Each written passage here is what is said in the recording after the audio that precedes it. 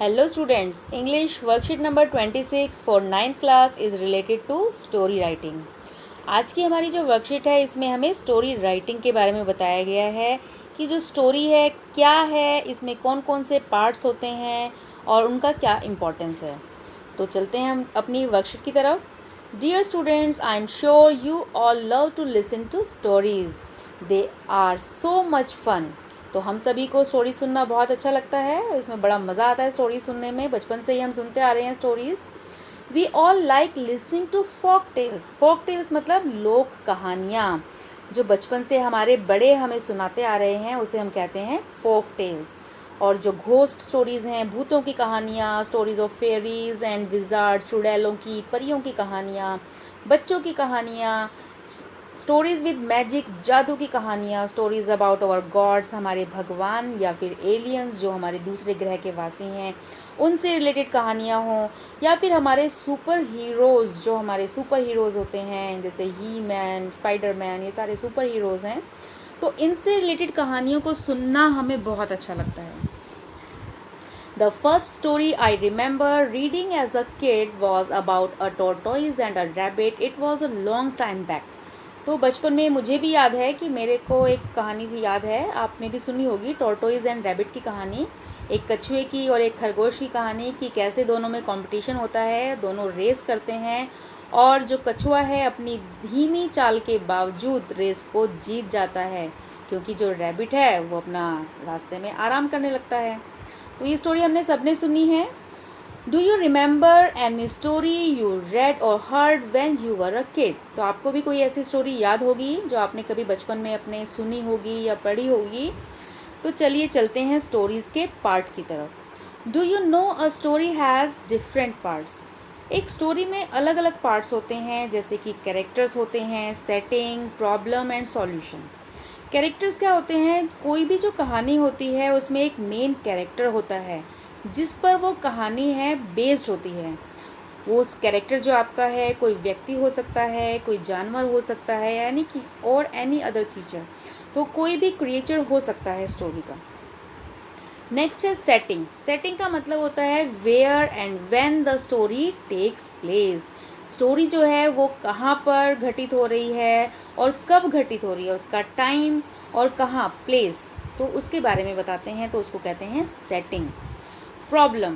Problem क्या होता है? जो हमारा मेन कैरेक्टर है उसके सामने कोई ना कोई प्रॉब्लम आती है, और प्रॉब्लम जो है कोई चैलेंज हो सकता है, उसके सामने कोई कन्फ्लिक्ट हो सकता है। तो हमारा जो मेन कैरेक्टर है कुछ समस्याओं का सामना करता है कहानी में, और धीरे धीरे उनका सॉल्यूशन हो जाता है। जो प्रॉब्लम है तो उसका सॉल्यूशन भी ज़रूर मिलेगा। तो कैसे वो प्रॉब्लम को सॉल्व करता है ये हम स्टोरी में पढ़ते हैं या उसको हम देखते हैं। तो ये हमारे मेन पार्ट्स हो गए स्टोरी के, character, setting, problem and solution. अब यहाँ पर हमें एक स्टोरी दी गई है, the crow and the picture. आपने बचपन में सुनी होगी प्यासे कौवे की कहानी, थ्रस्टी क्रो। तो एक सिंपल सी स्टोरी है आपको समझाने के लिए कि कैसे जो एक हमारा मेन कैरेक्टर है जो क्रो है उसके सामने एक समस्या आती है और कैसे वो उसका सॉल्यूशन निकालता है। तो देखते हैं। In a spell of dry weather, dry weather बहुत ज़्यादा खुश्क मौसम है, गर्मी का मौसम है। When the birds could find very little to drink, तो जिस ऐसा समय है जहाँ पर जो हमारे पशु पक्षी हैं उनको पीने के लिए बहुत कम पानी मिल पाता है, कहीं कहीं कभी कभी मिलता भी नहीं है पीने के लिए कोई पानी। A thirsty crow found a pitcher with a little water in it. तो एक कौवा था, बहुत प्यासा था, उसको एक पिचर, एक छोटा सा मटका मिला और उसमें पानी था, लेकिन पानी जो था वो बहुत थोड़ा था।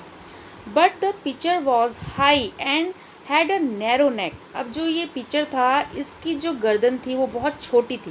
दैट मीन्स जो कौवा है वो अपनी गर्दन उसके अंदर नहीं डाल पा रहा था नीचे तक।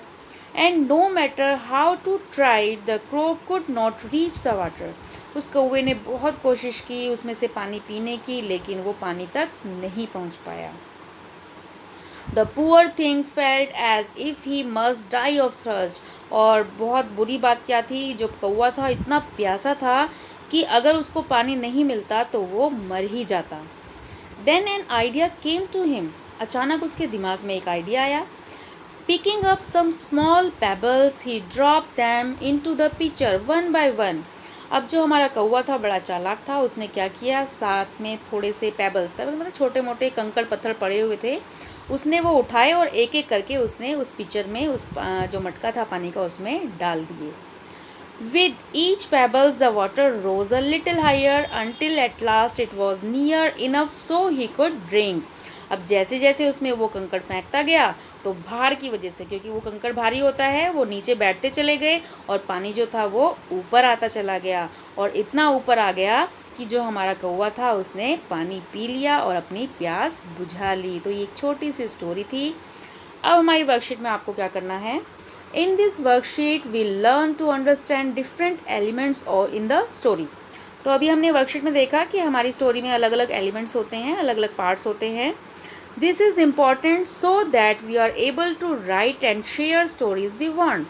और ये बहुत इम्पॉर्टेंट होते हैं अपनी स्टोरी को लिखने के लिए या अपनी स्टोरी को शेयर करने के लिए।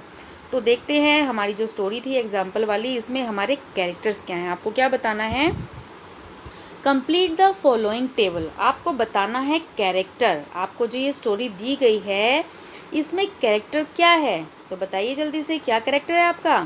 थ्रस्टी क्रो, प्यासा कौवा हमारा मेन कैरेक्टर है, क्योंकि जो सारी कहानी है वो उसके चारों तरफ ही घूम रही है कि कौवा जो था कैसे उसको पानी मिल गया, क्या उसने ट्रिक करी, क्या उसके सामने समस्या आई। तो आगे है setting.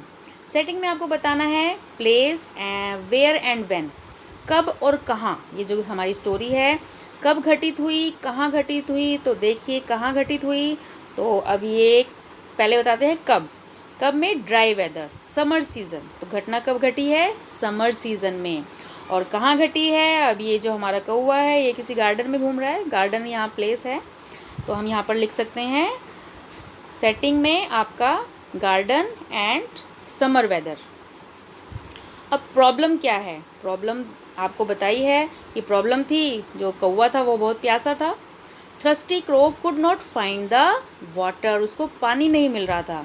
And when he got the water the pitcher was high and had a narrow neck. तो आप यहाँ से ही इसका आंसर ले सकते हैं।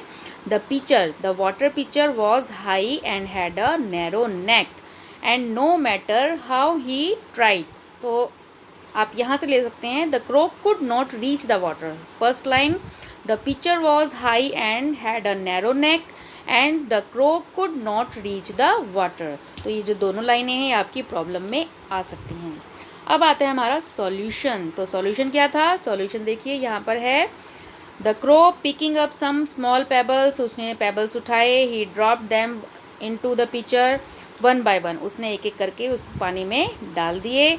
और ये देखो आपका सॉल्यूशन क्या आ गया, ये सॉल्यूशन में उसने पानी में वो पेबल्स डाले और जो पानी था रोज लिटिल हायर, वो ऊपर उठ गया and the crow drink the water, और जो कौवा था उसने पानी पी लिया। तो सॉल्यूशन में आपका ये सेकंड पैराग्राफ की फर्स्ट 2 और 3 लाइंस आ जाएंगी आपकी इसके सॉल्यूशन के आंसर में। तो ये थी आपकी वर्कशीट, जल्दी से इसको कीजिए। बहुत इजी वर्कशीट है, बहुत इंटरेस्टिंग वर्कशीट है।